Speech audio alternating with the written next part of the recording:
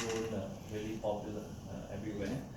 And the trading profits are really good. So, yeah. And just so we know, we only accept coins. That's what we should all say too, because there shouldn't be any collection of actual fiat money. If not, it's going to become a security. Bernard, can you confirm that you want to pay more if you can, but it's for the best of the company? This is what real trading and arbitrage do. I will explain to you how we actually handle the payout. So you can actually see how we actually will never ever overpay, and we are always more on the conservative side. As in, what we say is always more on the conservative side. We don't want to maintain any big changes. Yeah, we don't want to overpromise. But I think with what we have now, it's quite good. Yeah. If you look at, of course, in the market, there's all sorts of platforms. To be honest, I don't know what they do or how they generate. 30% monthly is not real. Sorry. 30% monthly is not real. You can say that. You can confirm as a professional trader. To be honest with you, if all stars are aligned, and that for that particular month, there's a lot of good opportunities.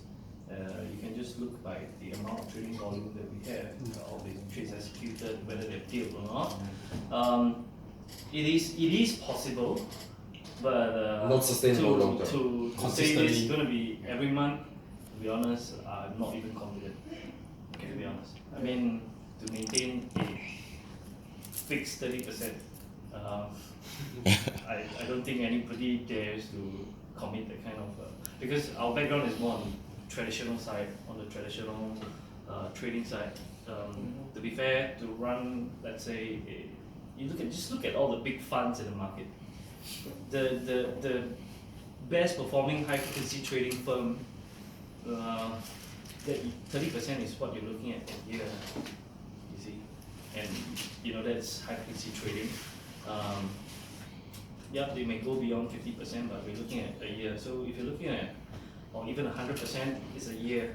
If you're looking at 30%, you're doing 360% per annum, and then maintain that.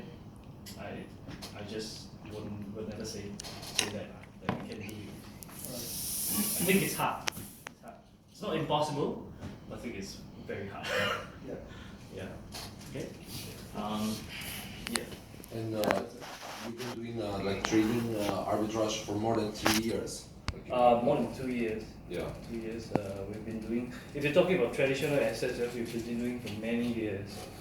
Even arbitraging the markets in more traditional assets or traditional instruments, we've been doing for many years. Crypto is actually the past 2 years for crypto because 2 years ago there's not as many exchanges. Yeah. Even so, we also worry, how stable are these exchanges, and we also, we haven't developed such complex algorithms to handle all these automated trading. We started off with really click trading, manual trading. Yeah, and it's almost impossible for humans to catch every opportunity. You see, just by clicking your mouse alone takes time. How many seconds do you take? Yeah. We're talking about executing trades in milliseconds, so it's almost impossible. That's why I don't have time being patient to do trading and arbitrage myself. Yeah, there's a lot of people having this concept of arbitraging. It's profitable as long as you can sit there, monitor the market, and watch different exchanges. How many exchanges can your eyes see at one time? You get me? You're not talking about just one or two exchanges. You're talking about a few at one go, and especially when the more profitable one is not just a two-way arbitrage, it's actually triangular arbitrage, which I will go into further details just for you to understand, so that if you guys, I would assume most of you here are like leaders, and you have people who may ask you questions. It's good to arm yourself with knowledge. So I think the education part is important. Yeah. So my way of education is more on very crypto specific to what we do. you know. So that's, I think in over here at least everybody should have that kind of knowledge. Knowledge, yeah. Yeah. Knowledge is very important.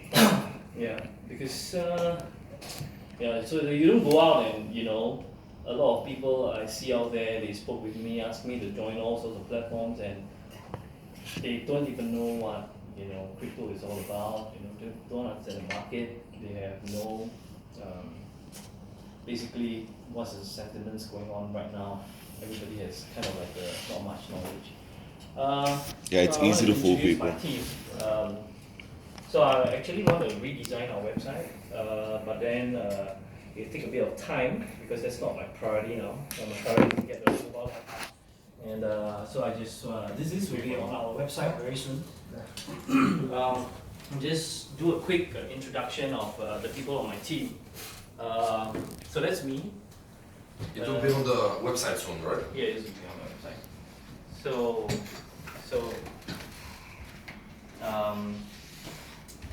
So okay, for myself, my background is more in banking. I've been with Standard Chartered Bank, National Australia Bank. I've been with Citigo for a short period of time, going on to National Australia Bank, and then I started my own real estate fund. We also did like financing businesses with this trade. So we basically finance developers, so we structure finance for them, and then started. So that's where I started off running my own firm, and then we built other businesses such as Step Innovations. That's owned and headed by Dr. Ting, my business partner. He's not part of Talk. This is actually a product, but because of the scalability, we decided to actually put it aside as a sole project and company on its own.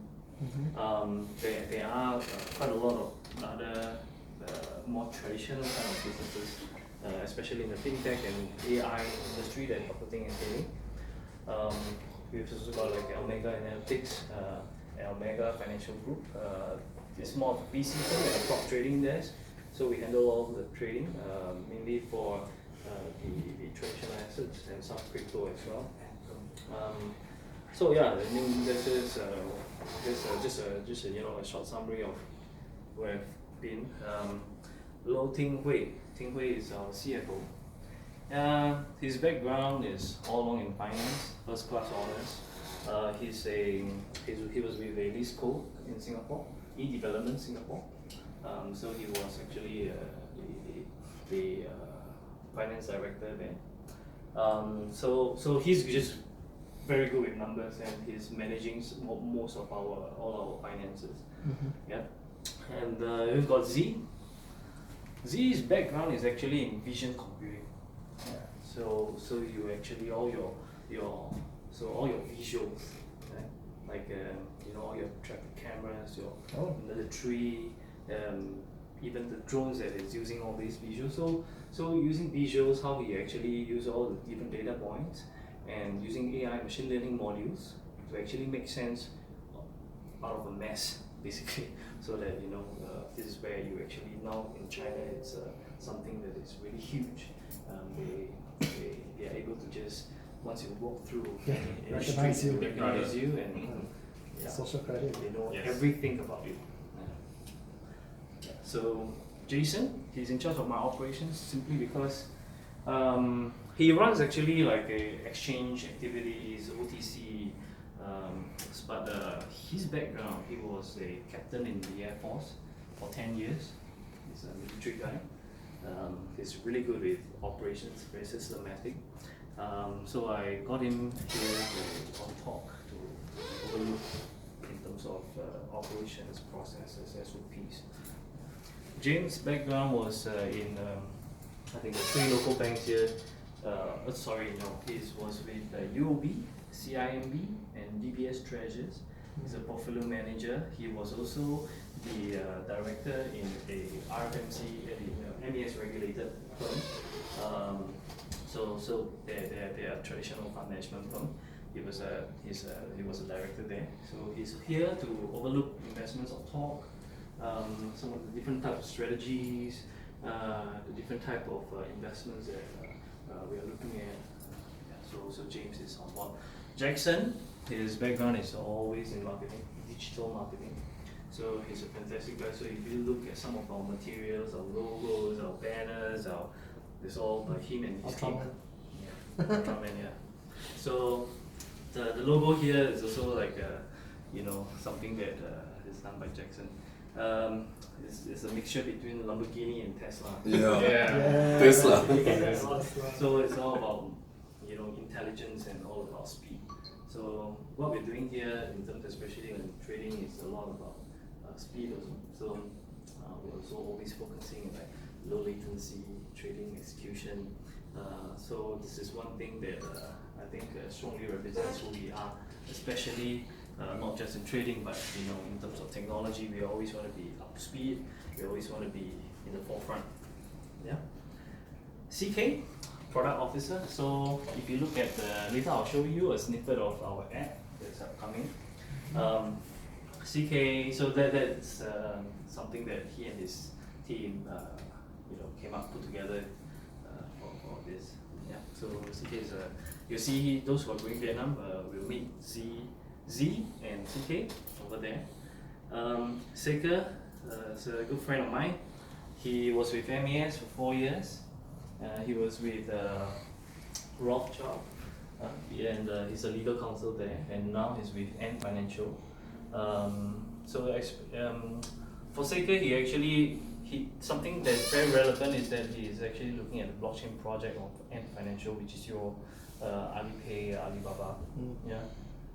So I don't have much details, but I know that most of what you see of what they have right now, their payment system solution, is going on the blockchain.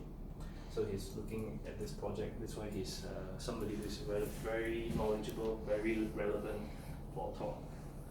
I don't want to disappoint any lawyer who has probably done some ICO or STO advisory or coming up with some prospectus and that's about it. I need somebody who is in the market, knows the industry well, cross borders, international laws.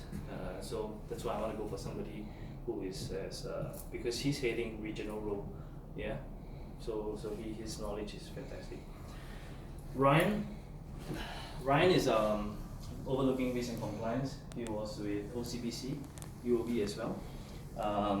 So risk and compliance is something that we need to look into when we look at products with some form of digital asset management, onboarding clients, some of all these regulations that we need to abide to as well, and also us being in check on our own platform. So Ryan is this guy. Andrew over here is handling more of investor relations.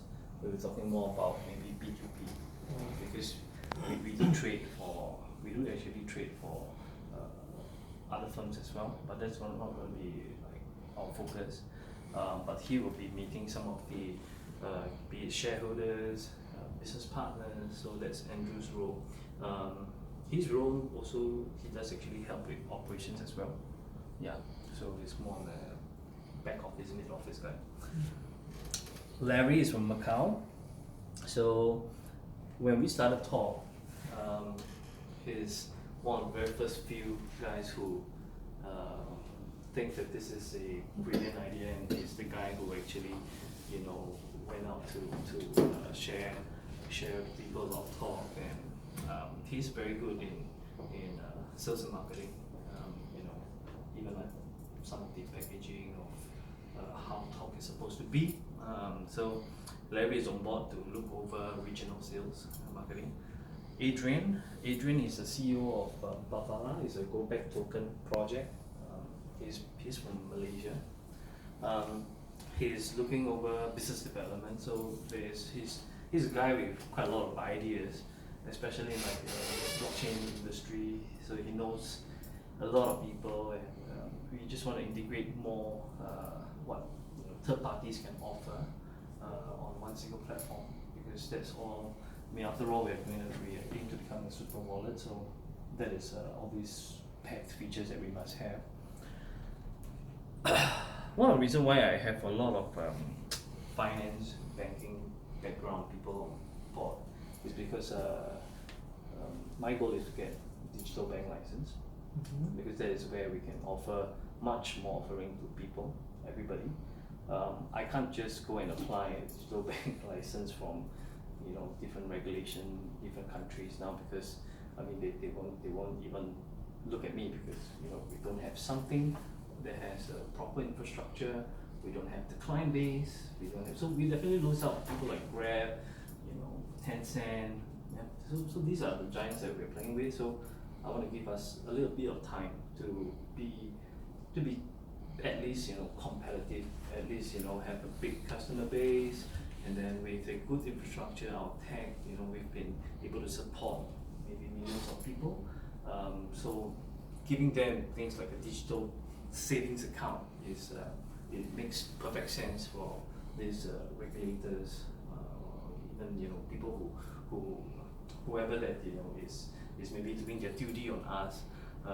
At least we have the knowledge, the expertise, the experience in managing this whole process. So it's all about some of the groundwork that we need to get before we look at something that's more scalable. Yeah, that's why. And of course, after digital bank, there is much more that we can achieve together. But I'll come to that maybe the next time round.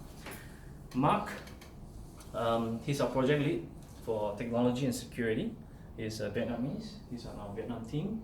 To be honest, Mark and Louis, they helped me a lot from developing this temporary portal to deliver what you guys would need to for your own experience with crypto investments or to right up to your building your own business network.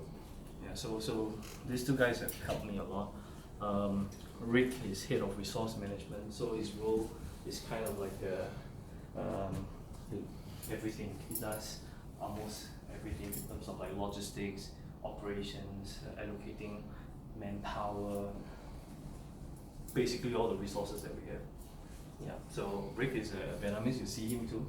Yeah. You see him too. So when you go there, of course, I'm not trying to set their expectation really high, because after all, we're a tech company. You don't expect all of our guys to be in suit. They're usually very casual as well. Yeah, and the office, you guys will see tomorrow. The main team. Unfortunately, it's the weekend, so some of them are going to be at home resting. But our trading team is there. Some of the tech guys are still there. Z and CK will definitely be around. Yeah. So this is the introduction for the team members.